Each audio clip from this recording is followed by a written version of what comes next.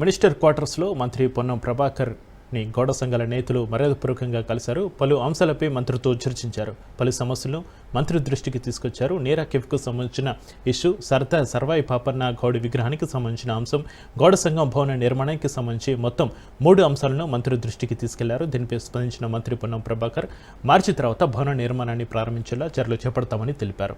తమ కుల ప్రతినిధులుగా కులానికి సంబంధించిన విషయంలో బాధ్యతగా వ్యవహరించే ప్రయత్నం చేస్తున్నామని వెల్లడించారు.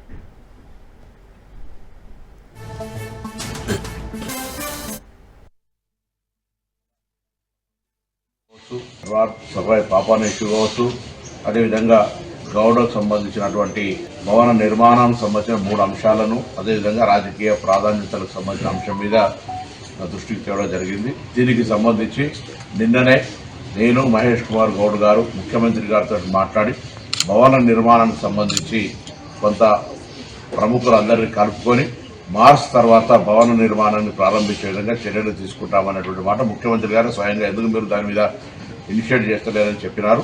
దాంతోపాటుగా సర్వాయి పాపన్నకు సంబంధించి ఆ ట్యాంక్ బండ్ మీద ఉన్న విగ్రహానికి సంబంధించిన స్థలం విషయం లోపల గతంలో ప్రతిపాదించిన స్థలము లేదా దాని దగ్గరలో మంచి స్థలానికి సంబంధించిన అంశం మీద మేము మా ఇద్దరికే బాధ్యతలు వేస్తున్నాడు. ఈ 2 విషయాలను వారితో చర్చించడంతో పాటుగా నీరా కేఫ్కు సంబంధించి జూపల్లి కృష్ణారావు గారితో, టూరిజం ఎండి ప్రకాష్ రెడ్డి గారితో నిన్న వారి కార్యాలయంలో సమావేశం ఏర్పాటు చేసుకున్నాం. బీసీ కార్పొరేషన్ తరఫున, అదేవిధంగా టాడీ టాపర్ కార్పొరేషన్ ఎండి గారు కూడా నిన్న సమావేశంలో పాల్గొన్నారు.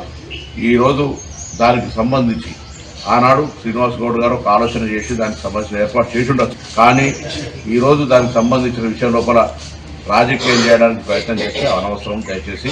ఎందుకంటే ఇది మేము కూడా కుల ప్రతినిధులుగా కులానికి సంబంధించిన విషయం లోపల బాధ్యతగా వ్యవహరించే ప్రయత్నం చేస్తా ఉన్నాం.